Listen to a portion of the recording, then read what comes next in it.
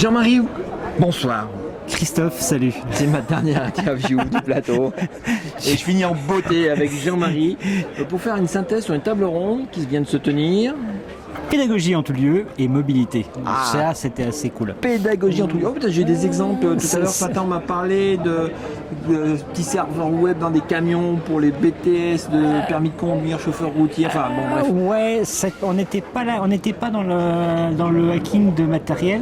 Oui. On était plutôt dans les gens qui commencent à toucher les tablettes, les téléphones dans les classes et qui les utilisent dans les classes et au-delà de la classe. D'accord. Et il y avait qui comme participant? Alors, comme participant, tu avais Marie Soulier, que tu as peut-être interviewé ce matin, qui nous parle de tout ce qu'elle utilise dans sa classe, qui nous parle d'audio guide qu'elle utilise pour aller voyager. C'est 3e et 4e, je crois, à Béziers.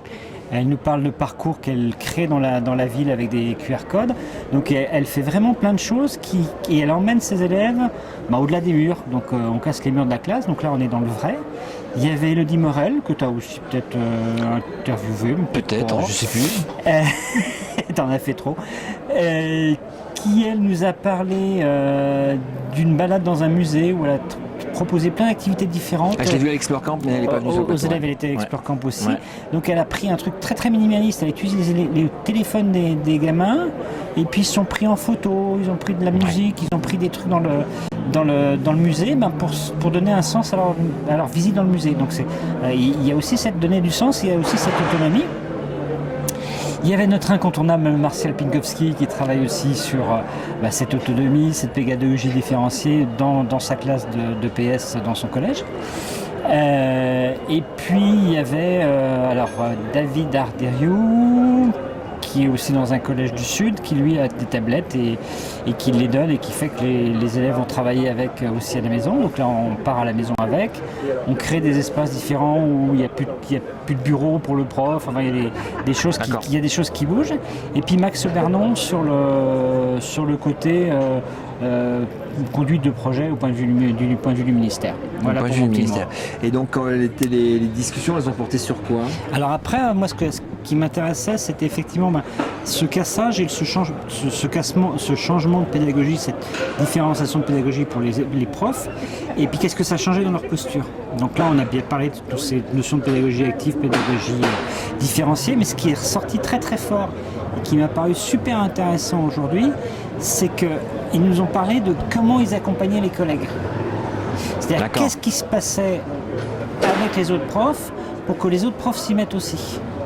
Ça a été une question qu'a posée la personne qui était là juste avant, qui a dit mais comment on fait pour emmener les autres? Donc ils ont dit c'est pas grave, ça se passe bien, on ouvre la porte de notre classe, on les laisse voir. S'ils veulent qu'on aille avec eux dans la classe, on va aller voir, on va en discuter au café, on va faire des auberges espagnoles, des barcamps pour en discuter entre nous. Mon Dieu, ils sont contaminés. Ils étaient complètement contaminés et du coup, tu avais l'impression que ça pouvait emmener une école et un ensemble de gens. Et du coup, ça devient sympa parce que on crée une communauté locale et puis on est conscient de ce qui se passe à l'extérieur. Et voilà, tu vois, je parlais de casser les murs tout à l'heure, ils ont beaucoup parlé d'ouvrir les portes. Et là, si on n'a plus de murs, on n'a plus de portes, ça commence à devenir bien ouvert.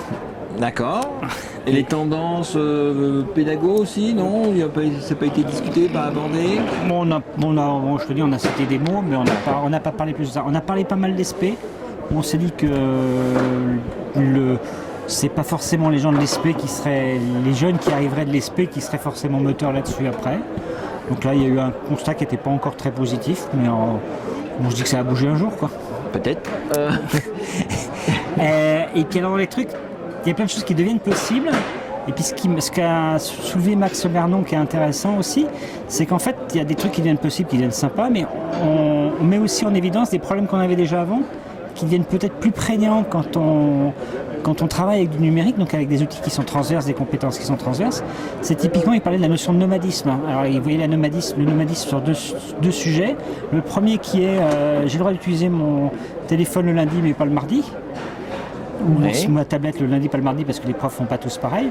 Il disait, essayez de faire ça à un prof, de lui dire il a le droit à sa tablette le lundi, le mardi, et pas le mercredi, jeudi, ça va pas bien se passer. Donc cette notion de cohérence un petit peu pédagogique qu'il voulait soulever. Et puis ce sur quoi on a pas mal un peu rebondi, c'est aussi qu'est-ce qui se passe pour les jeunes qui n'ont pas trop les moyens de travailler chez eux. Qu'est-ce qui se passe si ça tombe en panne chez moi? Qu'est-ce qui se passe si j'ai pas réussi à télécharger le truc? Et donc la difficulté de travailler chez soi dans cette notion de nomadisme dont on a parlé un petit peu hier avec les Learning Labs dans les universités, où on voit le problème arriver, mais qui va sans doute être encore plus important dans les lycées et à fortiori dans les collèges, où tout le monde n'a pas le wifi, tout le monde n'a pas un local pour bien travailler. Quand tu es dans la cuisine avec tes parents, ça peut être moins facile. Il y a des trucs qui apparaissent. Donc pour l'instant, ils ont l'air de dire on peut les accueillir avant, on peut bidouiller, on peut faire des choses. Mais je pense qu'il y a des choses à creuser de ce côté-là d'un point de vue... On n'a pas beaucoup parlé de façon générale de tiers-lieux. Les EP, les espaces publics numériques, les médiathèques, des choses comme ça, où on pourrait organiser entre le lycée, la famille... c'est des choses que c'est pas ressorti nulle part. Si, c'est un truc à creuser, ça. Les tiers-lieux, on en a parlé un tout petit peu avec les Learning Labs. Ouais, au niveau de l'université. Au niveau de l'université, au niveau des... un peu ça, au niveau des lycées collèges. Les lycées collèges, ils essaient de faire des choses, ils parlent des collectivités. Ce matin, dans une table ronde, j'ai entendu parler de la prise en compte des associations. Et la réponse, ça a été, c'est nous qui créons les associations, donc on n'avait pas encore gagné. Et effectivement, les tiers-lieux, c'est un truc important. Moi, c'est un truc que je défends, qu'on défend à Brest, c'est justement de mettre en relation tous ces tiers-lieux qui viennent des collèges, des universités, des petits débrouillards, des EPN. Et là, on a un réseau de... quelque part. Ça serait peut-être une idée pour l'année prochaine comme sujet le tiers-lieu, puis avec un certain Michel Briand, par exemple. Pourquoi pas, mais j'ai des idées comme ça. On va brainstormer, on va dire non, mais je lance l'idée. Les tiers-lieux, la coopération dans les tiers-lieux, je crois que l'ouverture et l'articulation tiers-lieux, école, il y a un truc à faire. Toutes ces articulations-là, elles sont encore difficiles. Mais moi, j'ai vraiment revenons sur la table ronde. L'impression que tu vois des gens qui bougent et tu as l'impression de plus un mouvement de fond que de ce qu'on avait jusqu'à présent de joyeux allumés, de doudingues qui partent tout seuls et qui se retrouvent tout seuls au bout d'un certain temps.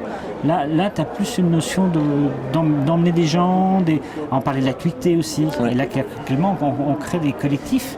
Donc on voit apparaître des collectifs de gens, et je pense que si on a des collectifs, on a une chance de voir apparaître des choses un peu partout. Et donc on a parlé de formation entre pairs, on a parlé d'échange entre pairs, on a parlé de choses comme ça. Donc on a parlé de mentorat, ici on a parlé de mentorat, de projets professionnels personnels, comment s'organiser en réseau, et tout ça, c'est des choses qu'on n'avait pas. On le sentait, mais là c'est concret. Quoi.